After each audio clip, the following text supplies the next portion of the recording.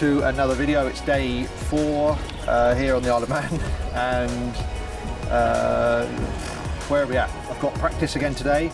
It's pretty foggy up the top of the mountain, so I'd be lying if I wasn't a bit apprehensive on whether we'll go later or not. You can, there's obviously an issue with visibility with riding, but also safety with the medical helicopter being able to fly up the mountain if anything did happen. So that often halts practice if that is unable to fly. So a few things on today. Obviously practice. I've already been down the leisure centre and just had a spin on the watt bike just to kind of flush. And I don't really like exercise at all, but it takes it out of you here on the body. So I just felt like a bit of a cycle flush was an escape as well. It's nice to get out the paddock because you don't get any break here really. It's pretty intense all the time. So it was down there for a cycle in the sauna. And I've got some physio booked later on today before the session. But we're in the paddock. Obviously, we've got the WTF truck here. The super sport bike with Bournemouth Kawasaki is next door, and I'm going to take you to give you a little show around that bike and what we're up to there.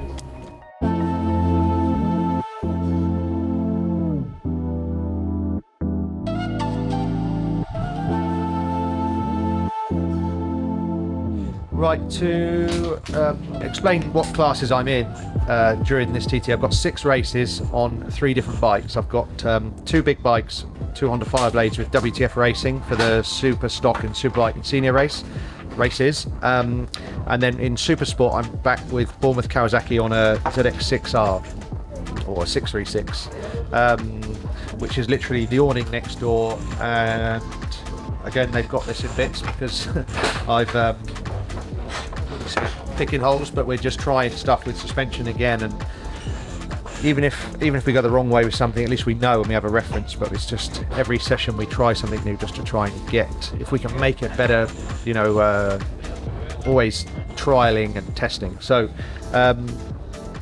yeah, this is literally the awning next door to WF, so it keeps it local, and I'm kind of jumped between the two, and I guess the team's even cross-reference a little bit with my feedback on both bikes and can kind of work together, I suppose, in some way, although we're on completely different bikes and different teams.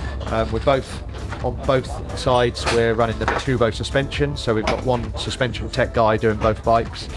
Yeah, so this is the bike I raced first actually on Saturday. It's a Super Sport 4-lap race, and then later in the week I have another 4-lap race on this bike. I have 2 3-lap super stock races on the stock Honda Fireblade with WTF Racing, and then a super bike and a senior race, which is the same race, they just brand them differently. They're the big ones, 6-lappers. So this bike this is a brand new bike, fresh from built down in Bournemouth Kawasaki, and I literally, I mean, I've sat on it, set the bars and things, but hadn't ridden it until my first lap here. And I mean, I did 11 TTs with Bournemouth Kawasaki, so we had a lot of history and data and things, so I have a lot of faith in them, and no sort of concerns just jumping on a fresh bike they'd built. And yeah, it went well, to be fair. We were pretty quick out the box, and although it doesn't look like it, might look like we're trying to reinvent the wheel with it at the moment, but that's not the case. We're not far away. It's a strong bike. I feel good. Last year I was on Yamaha R6, but this package feels good so far. So you know, never too optimistic, but I feel we're in a good place, and hopefully can do some good things with this bike. And we'll see. We'll find out Saturday, I suppose. But yeah, so I mean, I'm sure if you see anything on the bike you want to know about, or any particular questions regarding the Super Sport bike, then drop it in the comments and we'll try and cover it, reply to a comment or cover it in a later video. I'm sure there's a lot of questions to be answered out there, but I'll do my best to cover them and keep you, or educate you that want to be on quite what goes on here and building these bikes and how they're prepared to deal with this course.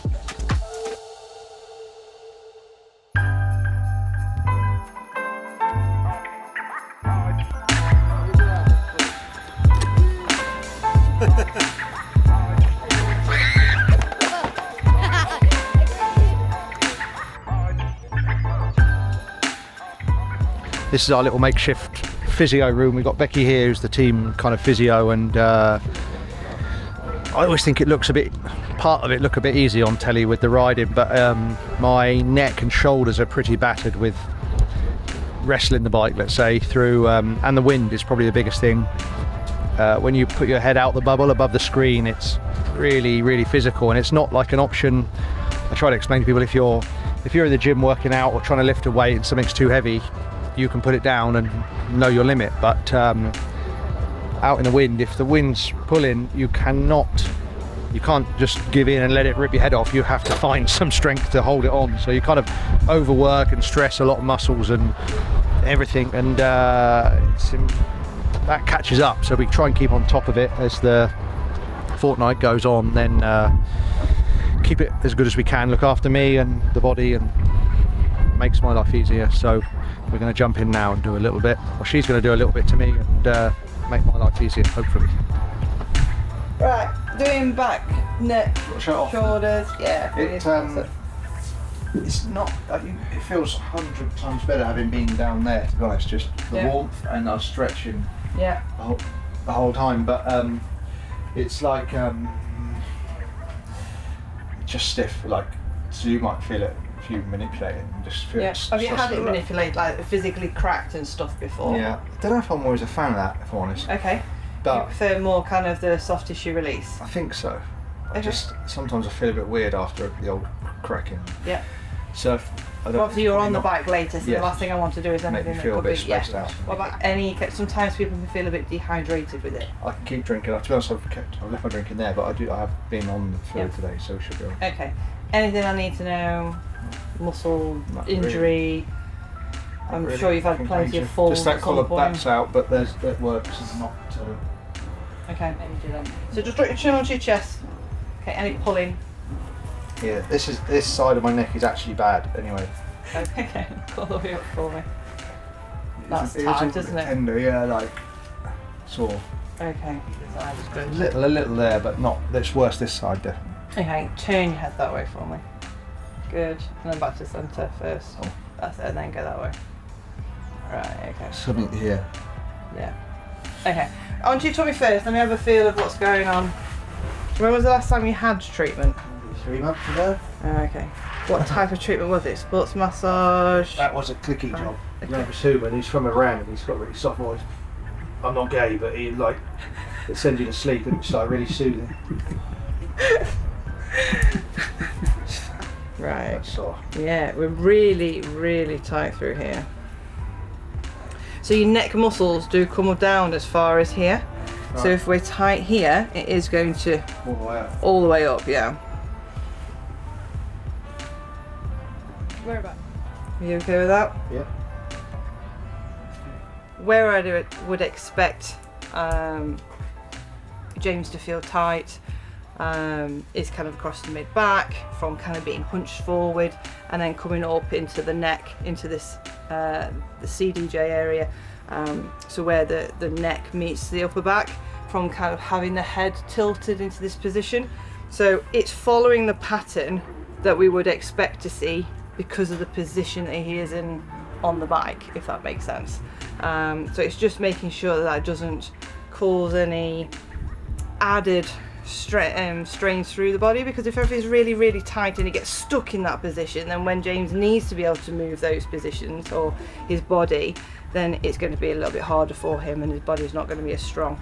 So if we can keep on top of that and keep it loose and keep his head feeling mobile, then it's not going to be uncomfortable, and he's going to obviously have the power to be able to do what he needs to do on the bike.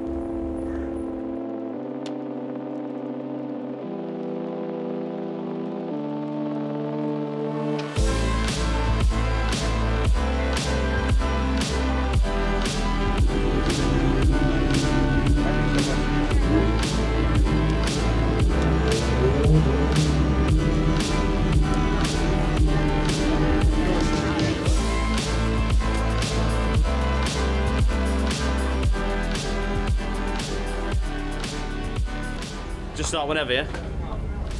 1 second. Oh, yeah. I had my moment then. You so, we're in Parc Ferme now. This is the place where we normally come 2 hours before the session starts. Retake. Why is everyone watching? This is stupid. Come on, mate. Go for it, mate. Take two. Okay. So we're in Park Fermé now.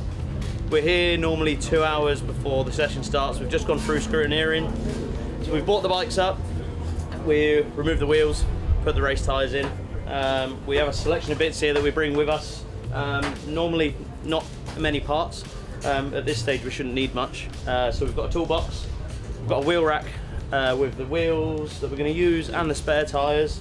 We've obviously got the 2 bikes on the stands, tyre warmers, a grid trolley with a generator, so when they call us up to the road where we start the session from, we've got power to keep the tyres warm. Other than that, there's not too much else we bring with us. We try to keep it as minimalistic as possible. We don't want too many dramas here, so we don't need the bits. But yeah, other than that, we just get ready to go up to the road and off we go. Neil, I thought you were fantastic.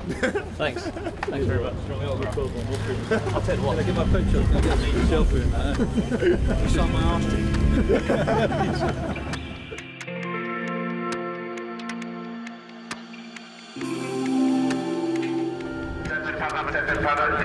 You've probably seen the updates already, but tonight's session has been cancelled due to a serious RTC up on the mountain, which is undertaking time to clear.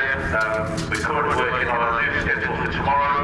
We will be using tomorrow night, and also we have changed the schedule in the process of changing the schedule for Saturday. Details for tomorrow and Saturday will be propagated shortly. Thank you.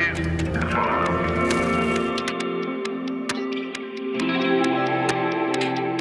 Well, unfortunately, they've cancelled tonight's session. To be fair, the fog was looking pretty bad up on the mountain anyway, but there's been a road traffic accident. A member of the public, or some members of the public, have had an incident up there which has put everything back. They've had to close everything off for the investigation, so that never sounds good. But it is I wouldn't say too common, but it does happen here, and it happened last year. There was a car crash, quite a big car crash up on the mountain, which delayed the racing and put it off. But sad, it is sad really. You know, it obviously, regardless whether we race or ride or practice tonight, I always think that people have come here to enjoy this event and the course, and something's gone wrong and they're paying the price. So it's not like, yes, it's not nice at all. Yeah, that's like another harsh part of this event and the reality of the Isle of Man TT. It's not just us racers, it's the people that come to enjoy the racing sometimes get tied up in not so good situations. So yeah, so it's early dinner tonight, which leaves just one more day of practice. They've amended the schedule for tomorrow, so we should be able to get a good chunk of laps in. I don't feel we're in a too bad a place with setup. There's still things to try, and I think you could always continue to try new things, but it means now only 2 sleeps until race 1, Supersport race on Saturday. So yeah, that's it. Nothing we can do other than rest up, maximise laps tomorrow, but I'll also be conscious because I don't want to tire myself out tomorrow.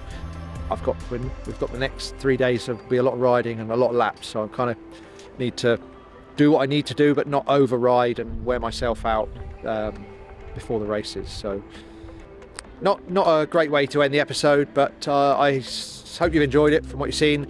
Keep the questions coming. We're going to try and answer as many as we can on the rest day videos and catch up with all the questions, so make sure you subscribe. Keep looking for tomorrow's video, 7 PM. I'll see you there. Thanks for watching.